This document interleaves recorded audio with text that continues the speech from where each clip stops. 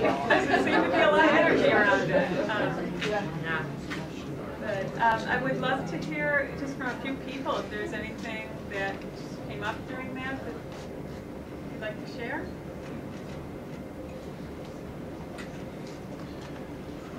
Well, I discovered that I had, I mean, of course I've got the problematic voices, like the "you idiot" voice, which comes up when I make a mistake.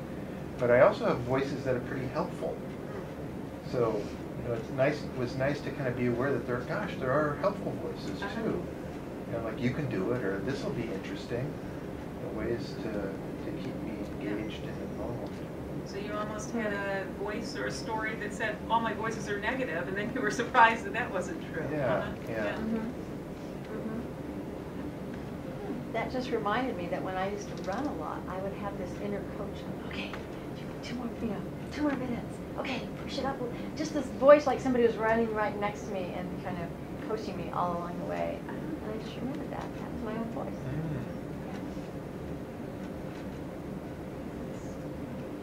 Anyone else had something they'd like to share? Was anyone surprised at how many voices they could identify? Yeah. I was amazed when I started recognizing this as just the constant chatter in my head. And it made me want to be a little bit more aware and proactive. If I'm going to talk to myself all the time, it made me want to be proactive about how I'm talking to myself. So. And when you say voices, do you mean you actually hear words, or is it feeling, like body sensations, or?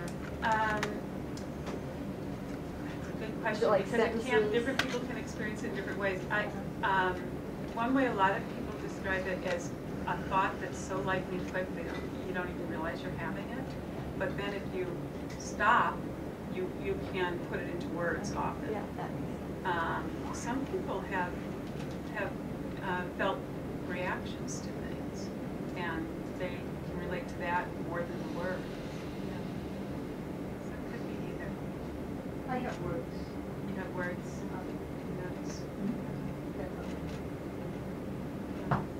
So that is one of the reasons it's hard to give ourselves empathy. I wanted to give you that experience first, to show you that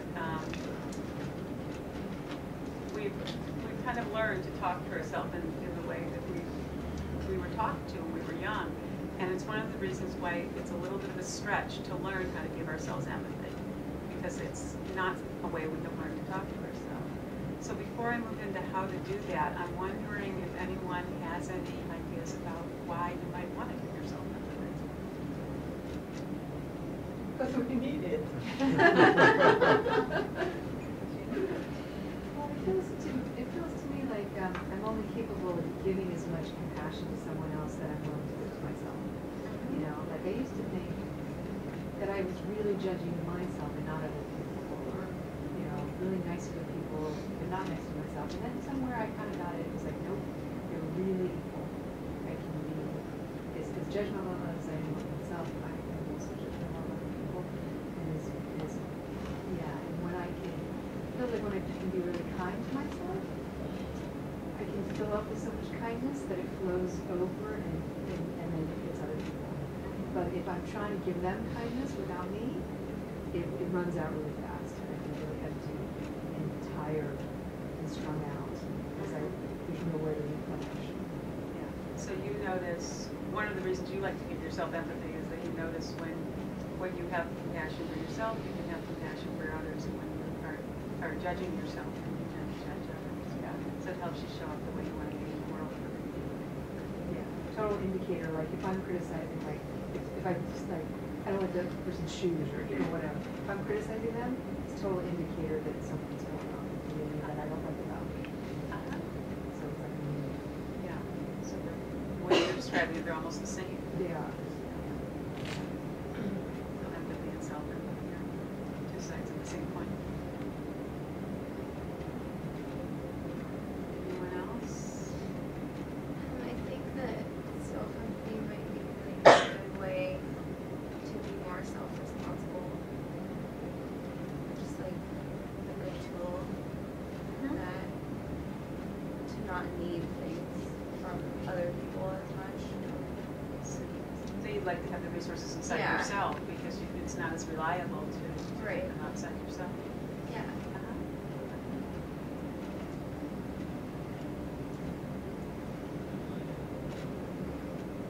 I think when I started my journey into self-empathy, I was really motivated by the fact that I had to do that to show up for other people in the way I wanted.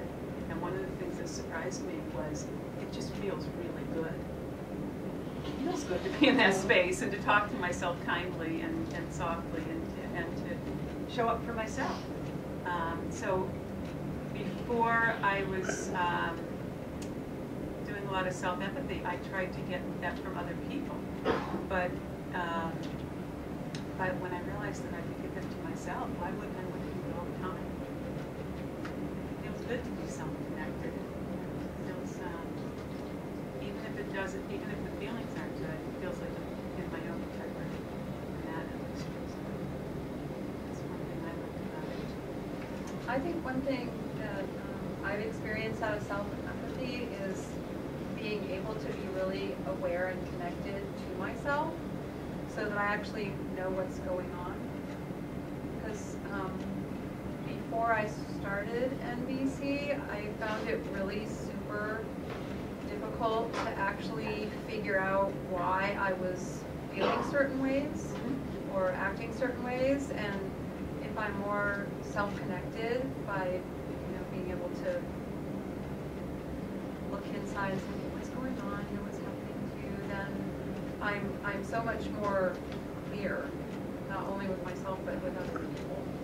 So just knowing yourself makes it more like you'll get your needs met, it sounds like, both with yourself and with other people. Yeah. So that gives you clarity. Or even if you don't get your need met, being able to articulate where you are and what's happening is so much more validating for me than being in this space of confused non-awareness. So just the clarity and seeing yourself, the first half, the understanding yourself is very validating.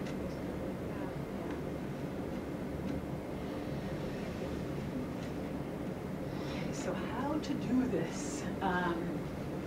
So it's the same process as giving up. The glass shattered and the oil went everywhere, including on me. It might smell like garlic. So the observation would be, of what happened would be, I dropped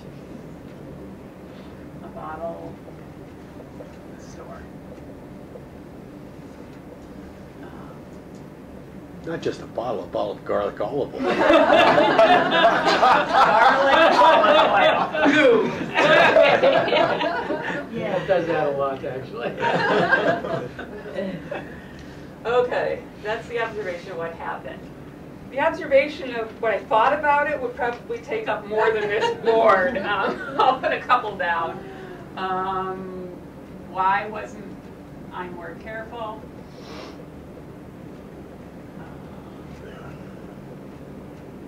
Oh, probably I'm such an idiot. Probably something along those lines. Yay, we're glad you had that one. Probably a few words. Let's see. I can never shop here again. I can never shop here. Well, yeah, I'm so embarrassed. I guess that would be a more feeling.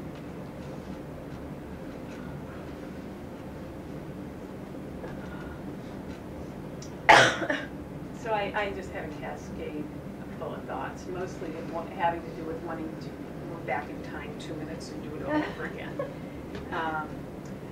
So my feelings were embarrassment,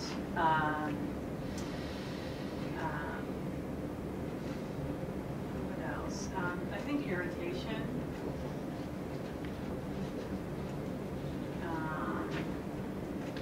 Almost sadness. You went to the feelings now? Yeah. Okay. So the feelings are important because they point to the needs. So each feeling here, I'm embarrassed, and a need might be belonging. I shop there all the time, and I know all the people there. Irritation had to do with efficiency. Of course, I was in a rush. That's the only time you ever do something like that, right? And sadness, I think, had to do with kind of waste, both of what I did and time, and just, whoa, this tons of. So those were some of the needs that were up for me. And I didn't really have a request of myself in this situation. I went and told them that I broke it. The requests that wanted to come to mind were really just more thoughts up here, self-judgments, like I should be more careful. You know, next time I should move more slowly and pay more attention. But those were really judgments, because those are not. You recognize why they're not requests? They're not present time doable. They're just kind of vague wishes. Yeah. It seems like the request that you made for someone to come clean it up was satisfying those three needs. Yeah, wasn't it? I think you're right. She did act appropriately, given So what you needed. So I made the request for somebody to clean it up, partly because it met my need for integrity, to not skulk off and pretend that I didn't do it. Nobody else was in the aisle. So I think that met my need for integrity.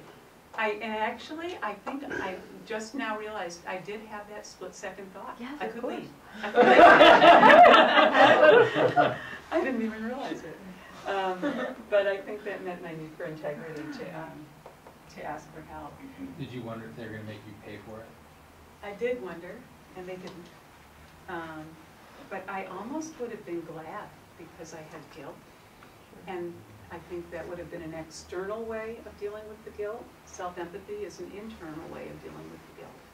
So I had...